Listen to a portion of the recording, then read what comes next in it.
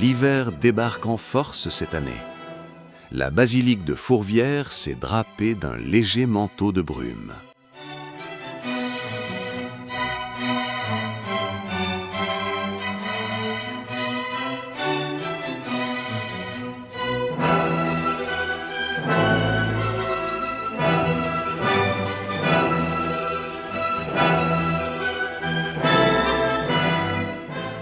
Bienvenue à bord. Nous nous trouvons actuellement au pied du pont Bonaparte. Ce pont est le trait d'union entre le vieux Lyon médiéval, sur votre droite, et le centre-ville élégant de la Presqu'île, sur votre gauche. Regardez bien ce pont. Il a été reconstruit plusieurs fois à cause des crues dévastatrices de la Saône. D'ailleurs, une petite anecdote, saviez-vous qu'avant de s'appeler Bonaparte, il s'appelait le pont de l'Archevêché? Il fut renommé en l'honneur de Napoléon, qui, de passage à Lyon, appréciait tellement la ville qu'il aurait déclaré « Lyon, c'est ma ville ». Il faut dire qu'il y a séjourné de nombreuses fois, notamment à l'hôtel de ville.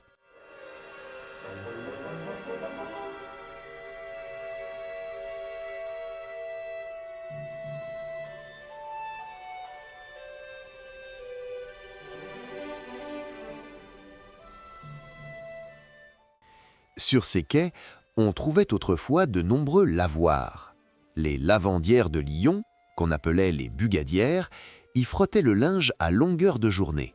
C'était le centre des potins de la ville. Aujourd'hui, le bruit des brosses a laissé place au murmure des promeneurs et des cyclistes sur les nouveaux aménagements des rives de Saône.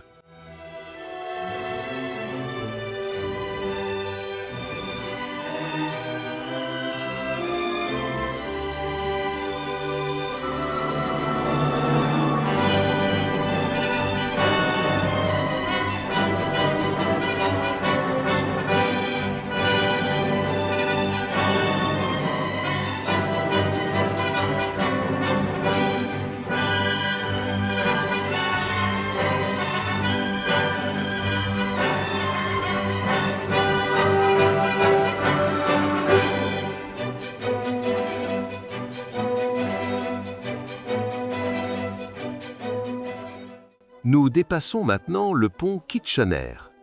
Le décor change radicalement. On quitte le Lyon classique pour entrer dans une zone qui fut longtemps industrielle. Sur notre gauche, derrière les arbres, se trouve le quartier de Perrache. Au XVIIIe siècle, cet endroit n'existait tout simplement pas. C'était une zone marécageuse.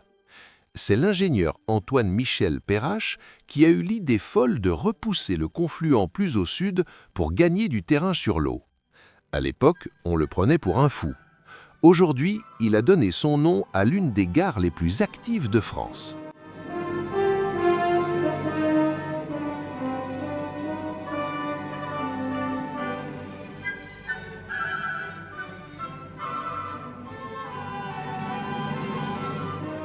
Nous voici enfin à l'entrée du quartier de la Confluence. Regardez ces architectures audacieuses. Vous ne pouvez pas manquer le cube orange, avec ses trous béants qui rappellent un fromage suisse ou une éponge.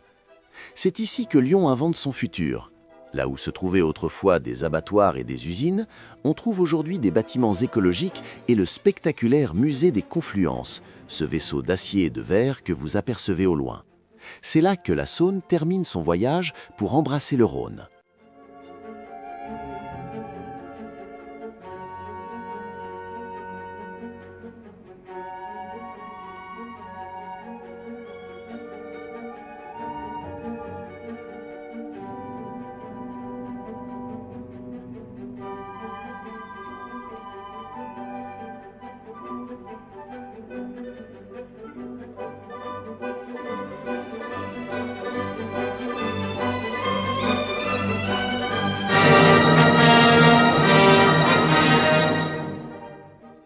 Juste après le passage sur le pont de l'autoroute A7, levez les yeux vers la colline de la Mulatière.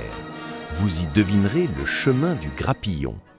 Ce sentier escarpé qui serpente à travers la verdure est l'un des plus beaux belvédères secrets de la métropole. Son nom, très imagé, nous rappelle qu'avant d'être une banlieue résidentielle, ses pentes étaient entièrement recouvertes de vignes. Le grappillon désigne la petite grappe de raisin qui restait après les vendanges et que les glaneurs venaient ramasser. Aujourd'hui, c'est un paradis pour les marcheurs qui n'ont pas peur des marches.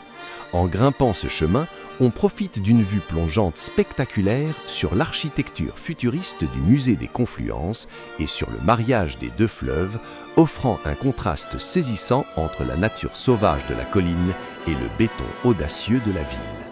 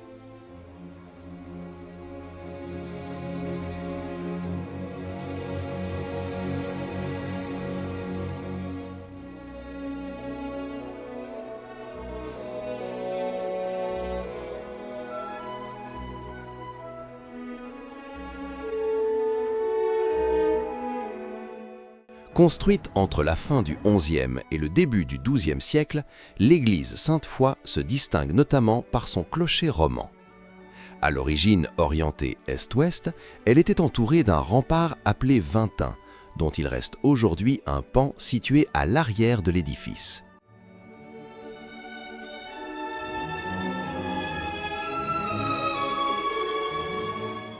Dominant la rive droite, l'esplanade Litchfield offre un véritable balcon de verdure qui célèbre le jumelage historique entre Sainte-Foy et sa ville-sœur britannique. C'est le poste d'observation privilégié pour embrasser d'un seul regard le ruban de la Saône, les reflets du musée des Confluences et, par temps clair, la silhouette majestueuse du Mont Blanc à l'horizon.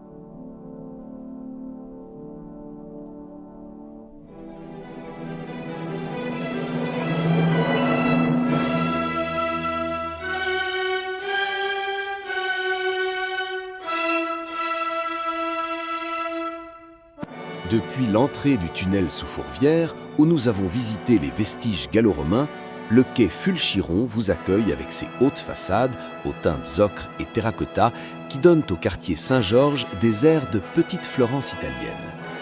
Dominant ce panorama, la flèche élancée de l'église Saint-Georges, œuvre de Pierre Bossand, le futur architecte de la basilique de Fourvière, marque magnifiquement l'entrée sud du vieux Lyon médiéval et Renaissance.